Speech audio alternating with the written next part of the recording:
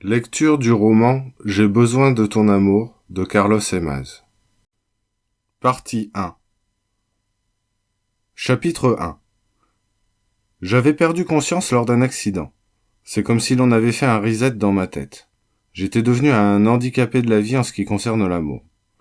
Ainsi, il me fallait tout réapprendre, mais je ne le savais pas. Je me retrouvais à vivre chez mes parents et c'était pour moi un nouvel échec que je ne comprenais pas tant j'avais fait d'efforts pour me réintégrer socialement. Désœuvré, dépressif, amoureux maladivement d'une fille que j'avais rencontrée 5 ans plus tôt, j'étais littéralement au bord du gouffre. Mais dans une volonté d'aller de l'avant, je m'étais construit un avenir avec des projets et des objectifs à différents termes. Bien évidemment, cette fille faisait partie de mes projets. Le premier consistait à venir à Paris pour faire un stage de théâtre. J'étais donc monté à Paris en été pour 1 semaine. C'est comme si j'étais monté au ciel. J'avais découvert un quartier parisien ainsi qu'un groupe de personnes mixtes inconnues. Pendant cette semaine, j'oubliais cette charmante fille que j'avais surnommée Belette, rapport à un autre animal, l'hermine, petit mammifère mignon au pelage blanc. Chapitre 2. Depuis quelque temps, j'avais émergé.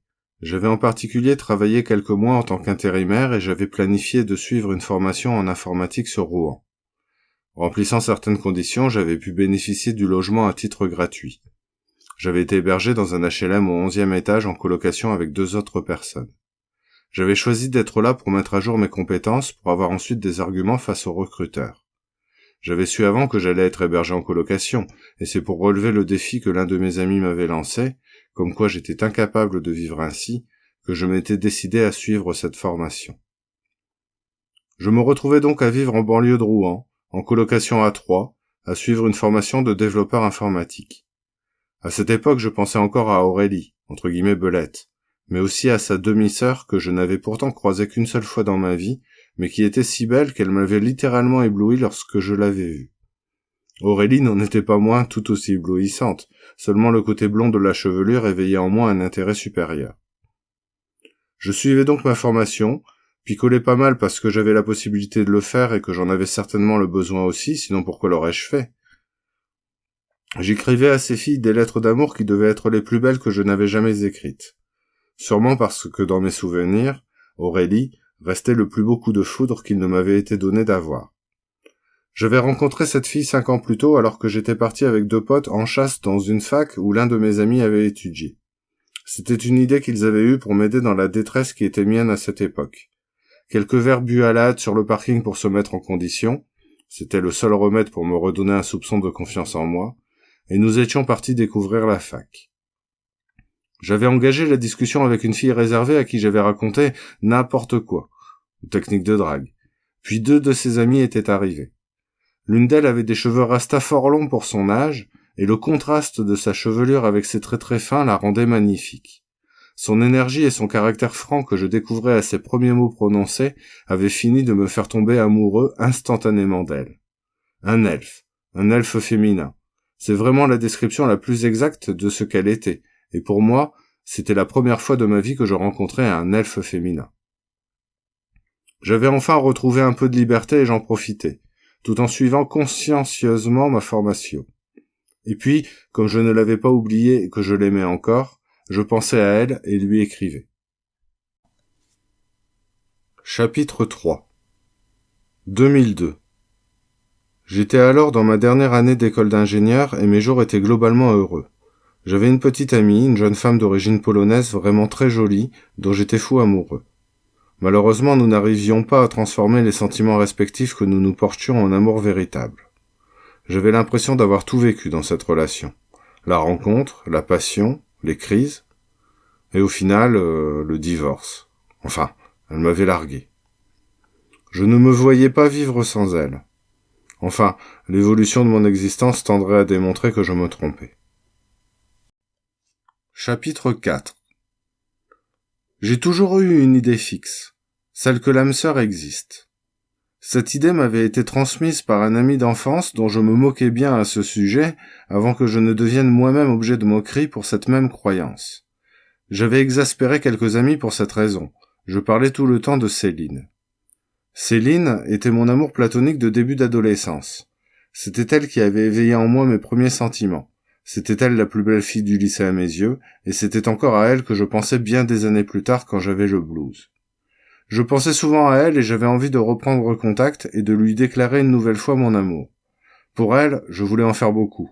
Je voulais devenir acteur et lui déclarer ma flamme en jouant dans un film. Il m'arrivait aussi d'écrire à l'occasion quelques proses.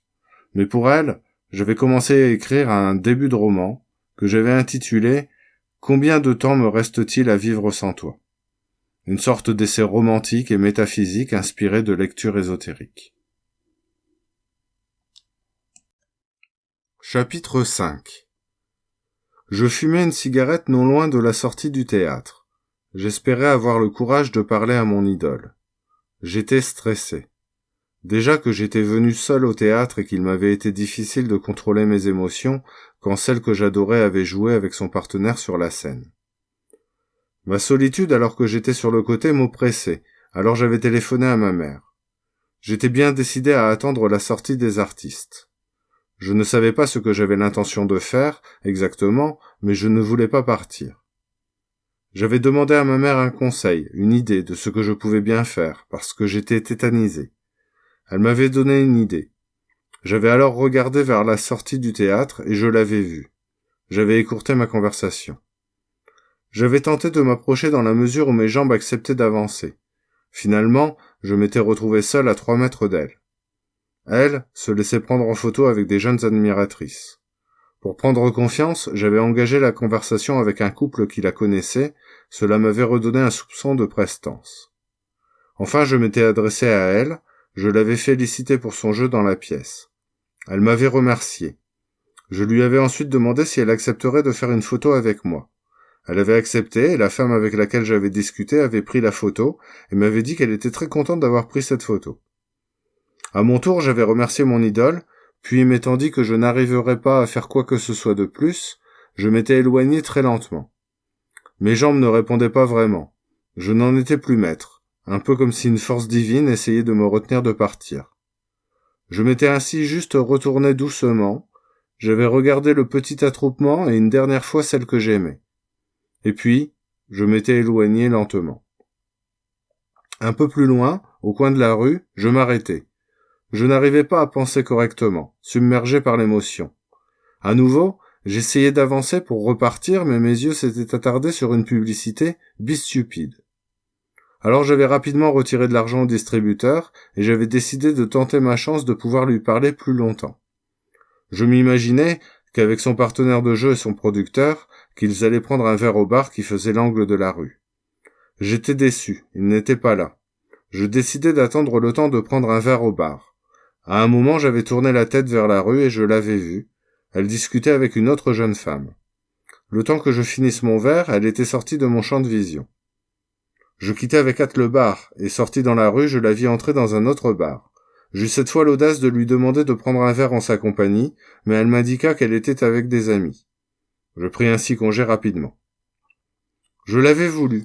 J'avais juste voulu encore m'adresser à elle, et je savais pertinemment que je ne tiendrais pas longtemps. Mais, pour quelques instants de plus où son regard croise le mien, j'aurais fait n'importe quoi. Chapitre 6. Début d'année, je réfléchissais à l'idée d'écrire un livre. Selon moi, pour ce faire, il fallait se retirer du monde, et il me semblait que seul un retour chez mes parents m'aurait permis de le faire. J'envisageais de stopper mes cours et de me lancer. C'était envisageable, j'allais y réfléchir. Néanmoins, cela m'aurait été difficile parce que des liens d'amitié s'étaient créés dans l'adversité. Et puis, j'avais envie de rester à Paris. La veille, j'étais devant une photo d'elle sur mon ordinateur et je lui parlais, et je ne saurais comment l'expliquer, mais je croyais et je crois toujours qu'une telle forme de communication est possible. Peut-être est-ce une faculté que seulement certaines personnes ont. C'est peut-être ça la schizophrénie en fin de compte, et dans ce cas pourquoi considère-t-on cette caractéristique comme une maladie alors qu'il est probable que ce soit bel et bien un don ? Je lui avais dit des choses vraies. À savoir que j'avais peur de ne pas réussir à lui être fidèle et donc je lui avais demandé de me laisser le temps de vivre une aventure. Elle me l'avait accordé. Chapitre 7. J'avais trouvé son adresse et son numéro de téléphone sur le site des Pages jaunes. J'avais fait le trajet en métro plusieurs fois jusqu'à son quartier dans l'espoir de la rencontrer. Ce que l'on pourrait caractériser comme des voyages fantasmagoriques. J'avais laissé une lettre à son intention. glissée sous l'imposante porte protégée par Digicode de l'immeuble où elle avait ses appartements. J'avais vu par hasard en surfant sur le web qu'elle serait à l'avant-première d'un film d'une de ses amies scénaristes. J'avais donc assisté à la projection du film. J'étais ensuite sorti de la salle puis du cinéma. J'avais attendu devant le cinéma en fumant une cigarette avec l'espoir de la voir et, impatient, j'avais demandé à un employé qui s'occupait des affiches si je pouvais rentrer à nouveau dans le cinéma. Ce dernier me laissa faire en me disant de dire au responsable, si je le croisais, que j'avais oublié quelque chose dans la salle. Je croisai le responsable, mais il ne me demanda rien. Il restait encore beaucoup de personnes autour d'elle. J'attendais mon tour pour m'adresser à elle, mon cœur battait vraiment très fort, et je n'arrivais pas à penser à ce que j'allais lui dire au final. Et puis j'eus très peur de dire vraiment n'importe quoi, et je sortais à nouveau du cinéma. J'avais adressé la parole à une personne que je ne connaissais pas en sortant, et très étrangement j'avais eu l'impression de ne plus être moi mais elle. J'avais encore attendu devant le cinéma pour finalement la voir sortir avec quelques personnes, et presque aussitôt elle était montée dans un utilitaire noir aux vitres teintées qui était arrivé entre-temps. Je n'eus pas le temps de réagir que le chauffeur était déjà parti. C'est à gare que je m'étais rentré jusqu'à mon hôtel, où je lui avais écrit ces quelques mots. Ce soir, je t'ai vu sur grand écran, mais aussi en vrai. Je m'excuse déjà de pas avoir été à la hauteur, de pas être venu te parler comme j'en avais envie. Pourtant, du courage, j'en ai eu. Je suis venu de Paris spécialement pour avoir la chance de te voir en vrai, en chair et en os. Tu es trop belle, qui plus est, tu respires la joie de vivre et tu es intelligente. J'ai pris peur quand l'homme qui était dans le cinéma t'a demandé de le suivre. J'ai eu peur de te dire vraiment n'importe quoi. La vérité, c'est que j'ai pas osé te déclarer mes sentiments ce soir et en public. Je sais juste que j'ai eu très chaud et que mon cœur a battu très fort à certains moments. Je t'aime, petit elfe. Et puis, j'étais rentré à Paris.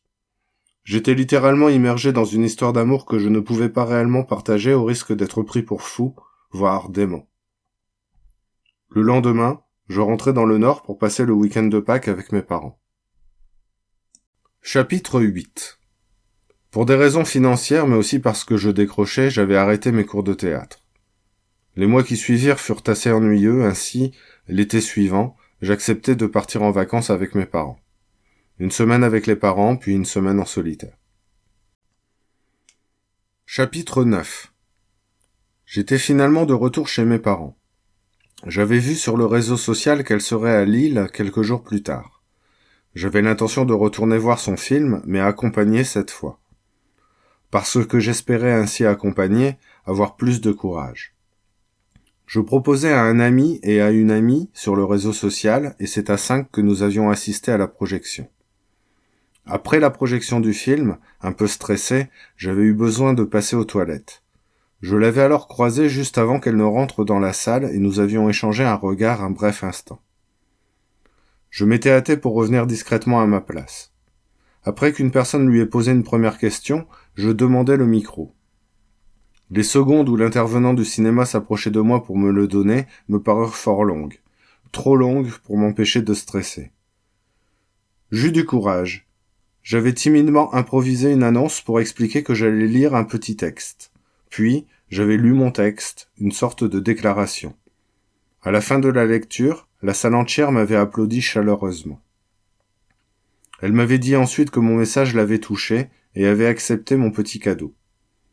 Avec bonheur, je retrouvais mes amis exaltés à la fin de l'échange avec le public. Il m'avait demandé si je voulais aller lui parler, mais je n'avais plus suffisamment d'énergie pour le faire. Un peu plus tard, j'étais de retour dans ma chambre, chez mes parents, le cœur soulagé. Chapitre 10. Malgré la solitude qui allait progressivement m'envahir à moins qu'un ange n'eût pensé à moi, je voulais rester positif, parce que la soirée de la veille avait été exceptionnelle. Exceptionnelle parce que j'avais eu droit à 2 bises de la part de la plus belle femme au monde pour moi, et aussi parce qu'envers et contre tout, je lui avais avoué mes sentiments. Qu'allait-il se passer ensuite ? J'avais l'espoir qu'elle m'envoie un message en retour, mais je n'avais aucune idée de quand ce message me parviendrait. La solitude m'avait déjà rejoint. Je me promettais de terminer mon projet d'écriture pour elle. Pour moi également. L'intense émotion, et c'est une litote, ressentie la veille, s'estompait progressivement car je ne savais pas quoi faire de plus pour avoir la chance de la revoir.